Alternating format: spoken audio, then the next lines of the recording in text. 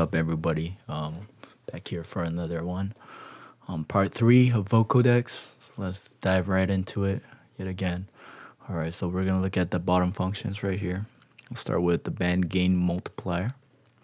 And this, if you guys look, it says equalizer and then it says band gain multiplier. So basically, this is just multiplies the frequencies that you want in a certain spectrum.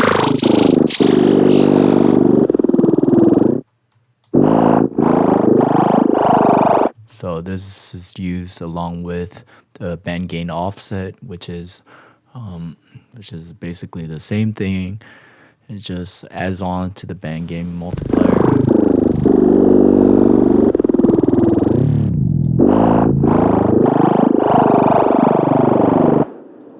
Okay, so you guys could use according to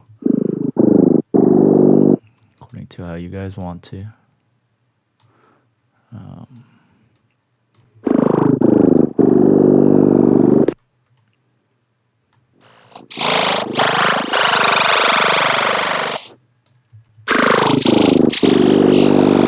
And then band panning is obviously which ones you're gonna pan.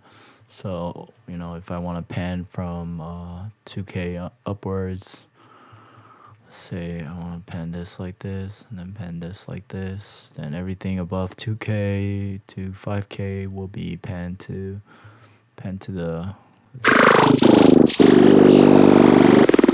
left, and then anything below will be panned to the right.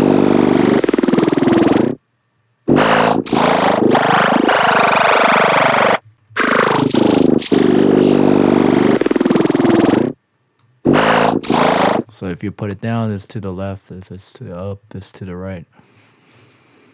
Alright, so that's what band panning does. Modulator noise level. This is a tricky one right here. It's basically a gate. Okay, that's the easiest way to put it. So let's say you want a certain noise level. You want a certain noise level to disappear.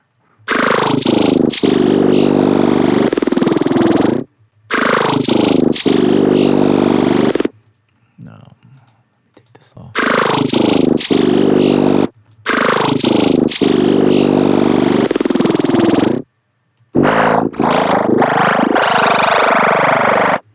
Then you would select this, and then anything below that point will not come out in terms of noise. Or that's what they said, but you know, it tends to cancel out the whole signal. You guys have to mess around with it. Okay, and this along goes with this detect modulator noise level. So normally, if you want to directly record into a mic or say into a mic and then analyze the background noise, and you don't want the background noise to also be vocoded, then you would do this detect, and then it will draw a graph for you, and then anything below that point won't come out, you know, won't be added noise to it, you know. That's the function of this. Okay, and subtractive denoising right here, it allows you to, if you do subtractive denoising, it works in the opposite way. So whatever you have above a certain frequency, the EQ just works the opposite way, you know. That's the easiest way to look at it. I ain't gonna really explain this in detail because honestly, like, it's real like confusing. So look at the help. Okay, and you guys could look at whatever it says right here. Where is it?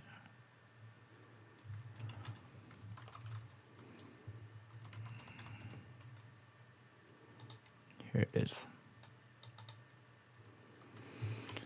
Okay, so read it up. All right. Then modulator pass through is what kind of stuff you want it to pass through.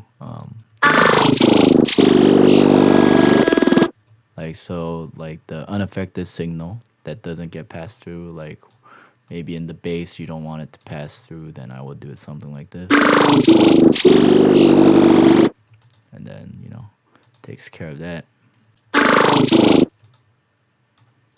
rising to you. Obviously, it works with the above thing. Envelope follower hold. It says envelope follower, but this is basically a EQ. So what frequencies you want to make it hold, you know. So let's say from 2K on up, I want it.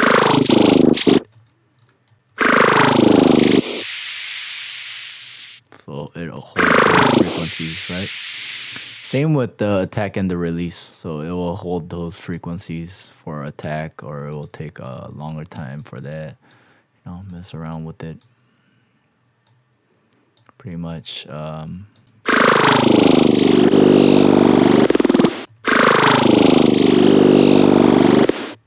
So if you guys do something like this, then that part will take longer to attack.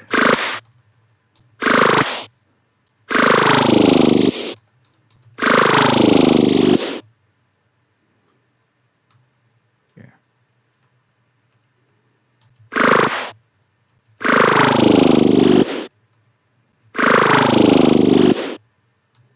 It the opposite way.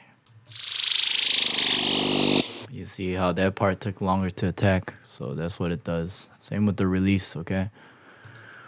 And then moving on to band distribution. You're just trying to like what bands are going to be distributed in what way, you know. So if I have it all the way up, yeah, obviously nothing. So you want it from, you know, from 200.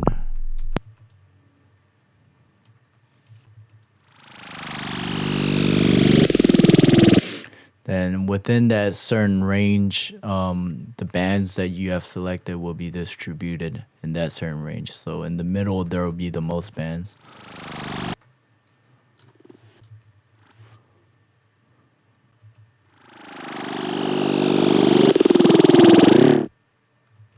Or I guess it's near the top where it will be the most bands. Near the middle.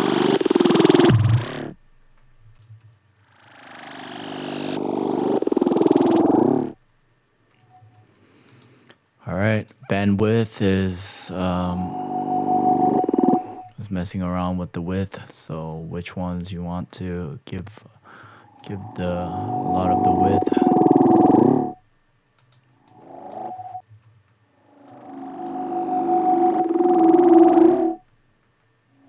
Okay. Those in the back, and then modulator pitch shift. Like I told you guys before, this works along with this. So if you guys want, let's say just from 500 on up to 2K, you just want this to be modulated, then then that will be the one that's getting modulated.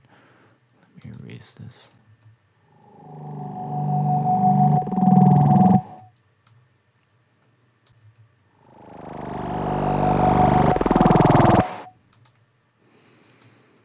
And then saturation, mix, and curve. This is basically the distortion, built-in distortion for this. So you guys have much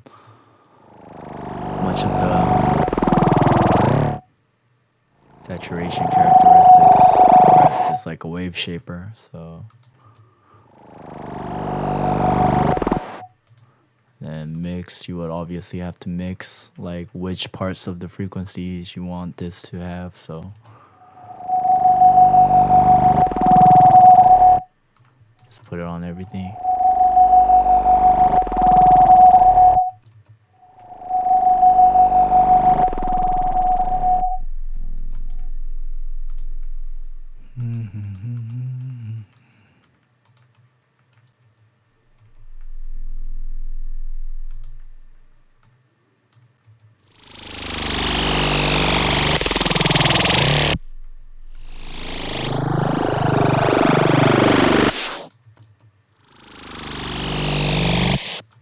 So this is basically a distortion, and then here on the bottom we have some of the instruments that we could select if we haven't selected a carrier, and we just put it on. So if I select the carrier to nothing at all, then I could